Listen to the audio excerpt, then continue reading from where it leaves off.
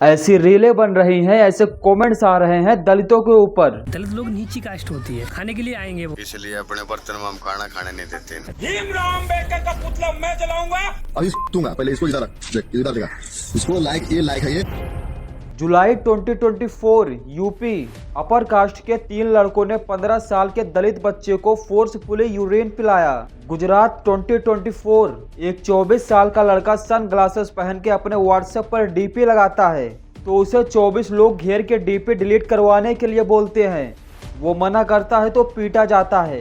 बिहार में जब कोई दलित दूल्हा घोड़ी पर बैठने का प्रयास करता है तो उसे पुलिस का सहारा लेना पड़ता है, और जब कोई दलित दूसरे कास्ट के गिलास में पानी पी ले तुम गिलास में कैसे पानी पी लिया हमारे? अरे आपने सर्व किया, हमने पिया। क्यों पी लिया? क्यों पी लिया? आप पूछ के दिए होते, हम नहीं पिए थे। यह वीडियो देख के अपना वहम दूर कर लो कि आज के टाइम जात पात नहीं होता, और कहीं होता भी होगा तो सिर्फ गिने चुने पिछड़े इलाके में ही होता है। नहीं, ऐसा बिल्कुल भी नहीं है। बार बार चमार करते हैं, रोज बोलते हैं नाली कितने साफ कर लो, नाली साफ नहीं होती वैसे तुम लोगों की जात है, बोलते हैं तुम लोगों के ऊपर थूकना चाहिए। इन टोटल इंडिया में 60,000 से भी ज्यादा अब्यूज केस रजिस्टर है एसटी और एसटी के खिलाफ। इसमें बाकी डिप्रेस्ड कास्ट का डाटा ऐड भी नहीं हुआ है। डॉक्टर अंबेडकर ने कहा था कि मुझे वह धर्म पसंद है जहां पर स्वतंत्रता, समानता और बंधुत्व की शिक्षा देता हो। मगर ये वीडियो देखो, हिंदू भगवानों को अब्यूज करना, उन पर यूरिन करना और मूर्तियां तोड़ना।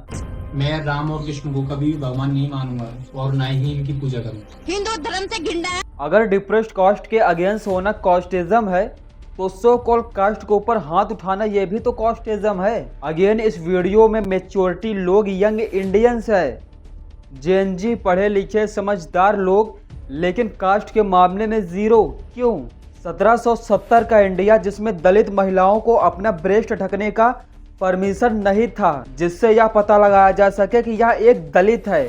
और इससे भी बड़ी बात यह है कि उस समय दलित महिलाओं का ब्रेस्ट जितना बड़ा होगा उससे उतना ही ज्यादा टैक्स लिया जाता था।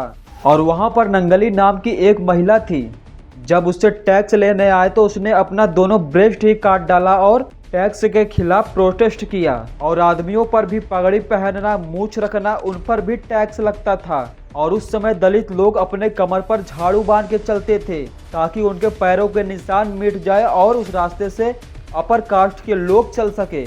और गर्दन पर मटका बांध दिया जाता था ताकि उनका थूक या लार जमीन पर ना गिरे। और यह बात अंबेडकर जी ने खुद कही थी। और आपको लग रहा होगा कि आज के टाइम भेदभाव नहीं हो रहा, गलत। आज भी कुछ ऐसे लोग हैं जो कहना और करना तो बहुत कुछ चाहते हैं लेकिन कानून की वजह से चुप है। अगर SC ST एक्ट हटा दिया जाए तो कास्टिज्म ऐसे फाड़ के बाहर आएगा कि हजारों साल पहले वाला कास्टिज्म भी फीका पड़ जाएगा।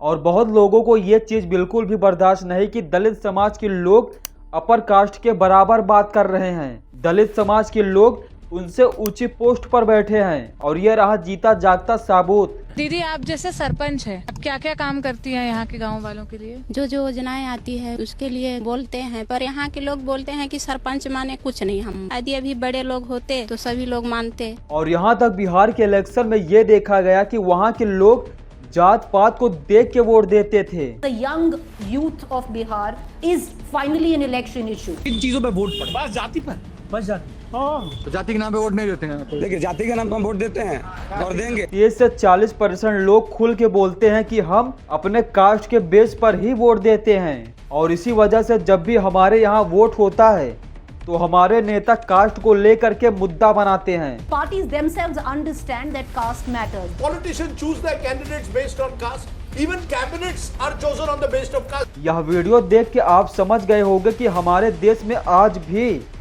कितना भेदभाव है जात को लेकर।